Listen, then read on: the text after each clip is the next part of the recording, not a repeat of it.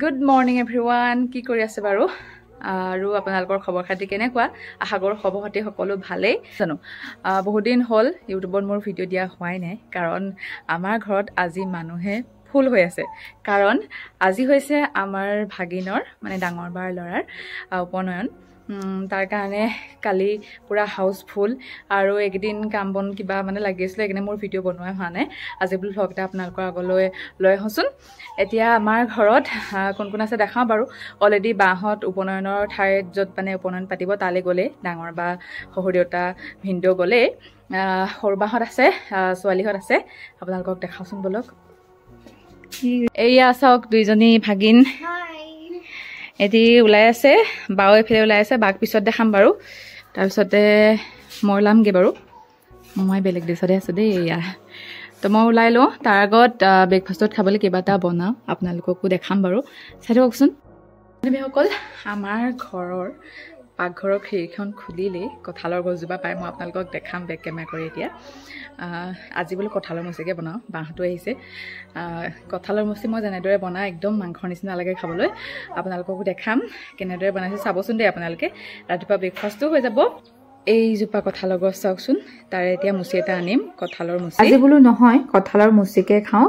এইবাৰ বিহুটো খোৱা নহ'ল কথামতেই কাম। সৰু সাইজৰ কঁঠাল এটা কাটি আনি এয়া ধুনীয়াকৈ কুটি কৰি লৈ পেলাই প্ৰেছাৰত 6টামান হুইচেল মৰাই ল'লোঁ। আৰু ভাজিখন বনাবৰ কাৰণে পিঁয়াজ আদা নহৰু পেষ্ট 2টা কেঁচা জলকীয়া আৰু 2টা বিলাহীও মই পেষ্ট বনাই ল'লোঁ। এতিয়া কেৰাহীত এয়া তেল দি দিলোঁ আৰু আদা নহৰু লগতে পিঁয়াজৰ পেষ্টখিনি দি 2 মিনিটমান সময় ভাজি ল'লোঁ। পিঁয়াজ আদা নহৰু পেষ্টে যেতিয়া তেল এৰিবলৈ আৰম্ভ কৰিলে তাতে মই বিলাহী পেষ্টখিনিও দি দিলোঁ আৰু পুনৰবাৰ বিলাহী পেষ্টখিনি মই 2-3 মিনিট ভাজি ল'লোঁ যাতে বিলাহীৰ কেঁচা গোন্ধটো আঁতৰি যায়। এইকেইদিন যে আমাৰ এইফালে বতৰটো ইমান বেছি বেয়া বৰষুণ দিয়ে আছে দুদিনমান ধৰি সেয়েহে একদম জ্বলাকে মাংসকণ খাবলৈ মন গৈ আছিলে। আজি বোলো মাংস নেখাওঁ মাংসৰ নিচিনাকৈ কঁঠালৰ মুচিকে খাওঁ মানে হাড় নাইকিয়া মাংস খাম আজি। সেইকাৰণে আজি এই কঁঠালৰ মুচি ভাজিখনত অলপমান মছলা ব্যৱহাৰ কৰিছোঁ। ধনিয়া জিৰা গুড়ি মিট মছলা গৰম মছলা তাৰপিছতে অলপমান জালুকৰ গুড়ি এটা শুকান জলকীয়া ব্যৱহাৰ কৰিছোঁ। এয়া চাওকচোন বিলাহী পেষ্টখিনি হৈ যোৱাৰ লগে লগে মই ইয়াতে হালধি দি অলপমান লৰাই ল'লোঁ। তাৰপিছত যিখিনি মছলা লৈছিলোঁ মছলাখিনিও দি ধুনীয়াকৈ বিলাহী পেষ্টখিনি মই ভাজি লৈছোঁ।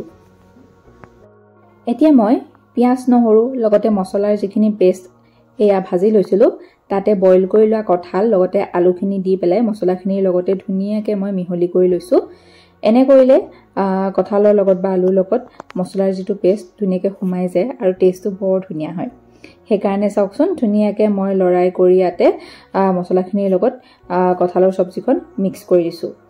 এতিয়া ইয়াতে মই চাহৰ কাপেৰে 2 কাপ ইয়াতে পানী যোগ কৰিছোঁ আৰু কঁঠালৰ মুচিখিনি বইল কৰিবৰ কাৰণে যিখিনি মই পানী ব্যৱহাৰ কৰিছিলোঁ তাৰে পানী মই ইয়াতে দি দিছোঁ। কাৰণ মই কঁঠালৰ মুচিখিনি বইল কৰোঁতে তাত নিমখ ব্যৱহাৰ কৰিছিলোঁ সেয়েহে মই ইয়াতে এক্সট্ৰা নিমখ ব্যৱহাৰ কৰা নাই। যদি প্ৰয়োজন হয় পিছত অকণমান নিমখ সোৱাদ অনুসৰি দি দিম বাৰু।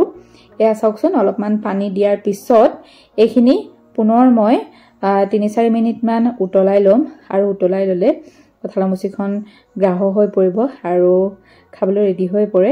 আৰু এনেকৈ আপোনালোকে কঁঠালৰ মুচিখন বনাই খালে দেখিব আপোনালোকে মাংসই খাইছেনে কঁঠালৰ মুচিয়ে খাইছেনে ধৰিবই নোৱাৰে। ভাজি ৰুটিৰ লগতে খাম সেইকাৰণে ইয়াৰ ৰুটিও বনাই ল'লোঁ। তেনেহ'লে আজি কঁঠালৰ মুচিৰ চব্জিৰ সোৱাদ লওঁ। আপোনালোকে এনেদৰে কঁঠালৰ মুচি খাইনে কমেণ্ট কৰিব। মাংসই খাইছোঁনে কঁঠালৰ মুচিয়ে খাইছোঁ সঁচাকৈ ধৰিব নোৱাৰি। বহুত বেছি টেষ্টি হৈছিল। আপোনালোকে এবাৰ বনাই খাই চাবচোন আৰু আপোনালোকে কেনেদৰে কঁঠালৰ মুচি বনাই খায় মোক সেইটো কমেণ্ট কৰি জনাব দেই। এয়া ওলাই আছোঁ আৰু দেই উপনয়ন খাবলৈ ভাগিনৰ ওলাই কৰিলোঁ। তাৰপিছত আপোনালোকক দেখাই আছোঁ ফুল লুকটো আমাৰ সকলোৰে সেয়া চাই থাকিব। বন্ধু বান্ধৱীসকল এয়া গোটেইকেইজনী ওলাই কৰি ৰেডি। এইফালে সৰু বা ডাঙৰ বাৰ ছোৱালী এইফালে লুকাই আছে চাওকচোন সৰু বা ছোৱালী তাকে ওলাই কৰি ৰেডি হৈছোঁ। এতিয়া যাওঁ বায়ে ধুমাধুম গালি দিব কাৰণ বহুত দেৰি হৈছে। সেয়া আজি ভাগিনৰ উপনয়ন বুলি কৈহে আছোঁ কিন্তু ক'লৈ গৈ আছোঁ সেইটো কোৱাই নাই নহয় আপোনালোকক। আচলতে ভাগিনক সমূহীয়াকৈ লগুণ দিয়া হ'ব মানে উপনয়ন পতা হ'ব বুঢ়ীগোসানী থানত। এয়া আমি পাই গ'লোহি দেই আহি।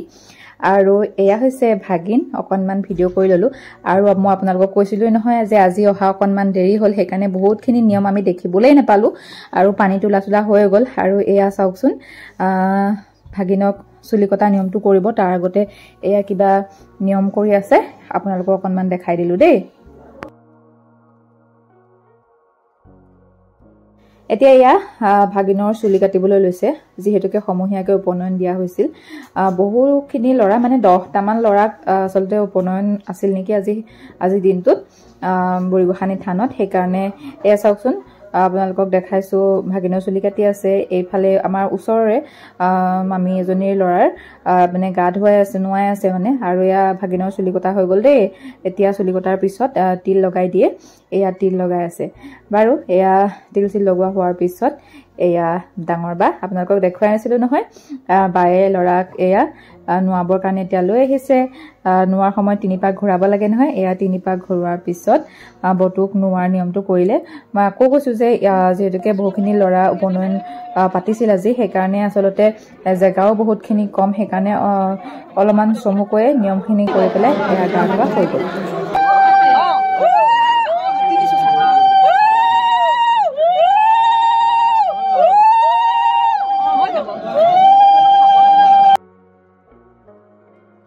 ভাগিনক গা ধোৱাৰ পিছত এয়া সমৰ্থলিত বহালৈ গৈ আকৌ নিয়মখিনি কৰিবৰ কাৰণে আমি এপিনে আকৌ খানা খাবলৈ আহিলোঁ আজি খিচিৰি খুৱাইছিল ভালেই লাগিলে খিচিৰি খাই পিছে মই ভিডিঅ'টো কৰাহে দেৰি হ'ল খানা খোৱাৰ পিছতহে ভিডিঅ' কৰিছোঁ আৰু এইফালে সম্ভৱতঃ বিষ্ণু যজ্ঞ হৈ আছিল নেকি তাৰো অকণমান দৃশ্য আপোনালোকক দেখাবলৈ চেষ্টা কৰিলোঁ সঁচাকৈ এটা খুব ধুনীয়া ধাৰ্মিক পৰিৱেশ এনেকুৱা পৰিৱেশ মই আগতে কেতিয়াও পোৱা নাই মানে সমূহীয়া উপনয়নত মই অহা নাই আজি মানে সঁচাকৈ আহি পেলাই মনটো বহুত বেছি ভাল লাগিলে আৰু এয়া আমাৰ ভাগিন অভি এয়া নিয়ম কানুন কৰি আছে আৰু অলপ সময়ৰ পিছত উপনয়নৰ এয়া কাম সমাপ্তই হ'ব আৰু দেখিছে নহয় এইবিলাক কিবা নিয়ম কৰি আছে যিহেতুকে ভিডিঅ'টো সৰুকৈহে বনাইছিলোঁ ভিডিঅ' ক্লিপখিনি সেইকাৰণে ডিটেইলছকৈ ভিডিঅ'খিনি দেখাব পৰা নাই যদিও অলপমান স্মৃতি হিচাপে ৰাখি থৈছোঁ বাহঁতেও চাই ভাল পাব আৰু এয়া হোমযজ্ঞ শেষ হ'বই হ'ল আৰু ভস্য ফুটো দিলে তাৰপিছতে এয়া আশীৰ্বাদ লৈ পেলাই লগনজনী ভাগি গ'ল আজি পিছে ভইচ অভাৰটো কৰোঁতে আপোনালোকে বিভিন্ন ধৰণৰ শব্দ শুনিব পাৰে কাৰণ আজি উপনয়ন যিহেতুকে আজিয়ে মই ভিডিঅ'টো আগবঢ়াবলৈ চেষ্টা কৰিছোঁ ঘৰত মানুহবিলাকে গোটেই কথা পাতি আছে সেইকাৰণে আশা কৰোঁ আপোনালোকে ভইচখিনি ভালদৰে শুনা পাইছে উপনয়ন ভগাৰ পিছত এয়া আমি গোটেইখিনি টমটমত ঘৰলৈ আহি আছোঁ আৰু আজি উপনয়নৰ উপলক্ষে তোলা 200মান ফটো আপোনালোকৰ লগত শ্বেয়াৰ কৰিলোঁ আশা কৰোঁ আপোনালোকে ভিডিঅ'টো চাই ভাল পাব বাই